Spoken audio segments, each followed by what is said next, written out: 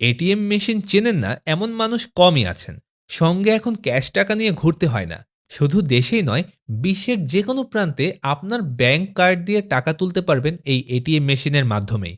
তবে ATM machine কে, কবে আবিষ্কার করলেন, কে ছিলেন সেই ব্যক্তি যিনি এখান থেকে প্রথম টাকা তুলেছিলেন জানেন কি? আসুন জেনে নেই তাহলে। স্কটিশ উদ্ভাবক জন শেফার্ড ব্যারন। তিনি ১৯৬৫ সালের এক শনিবার ব্যাংকে গিয়েছিলেন। উদ্দেশ্য ছিল টাকা তোলা। কিন্তু তার পৌঁছাতে ১ মিনিট দেরি হয়ে যায়। ততক্ষণে ব্যাংকের শাটার বন্ধ করে দেওয়া হয়েছে। এই ঘটনায় তাকে ভাবায়। বাড়ি এসে তার মনে প্রশ্ন আসে, যদি চকলেট বার সহ নানা জিনিসের ভেন্ডিং মেশিন হয়, তবে টাকার কেন নয়? যেমন ভাবার তেমন কাজ। এরপরেই তিনি সোজা চলে যান বার্কলে ব্যাংকের কাছে। তার এই অভিনব ভাবনার কথা জানান। এর ঠিক ২ বছরের মাথায় এটিএম পরিষেবা শুরু হয় ব্রিটেনে। সেটাই বিশ্বের প্রথম এটিএম পরিষেবা।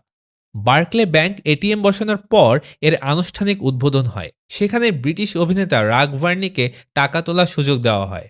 রাগ Varney British TV comedy show on the বাসেসের সঞ্চালক ছিলেন। তখনকার দিনে কার্ড সিস্টেম ছিল না। রেডিও কার্বন লাগানো একটি চেক দেওয়া হতো গ্রাহকদের।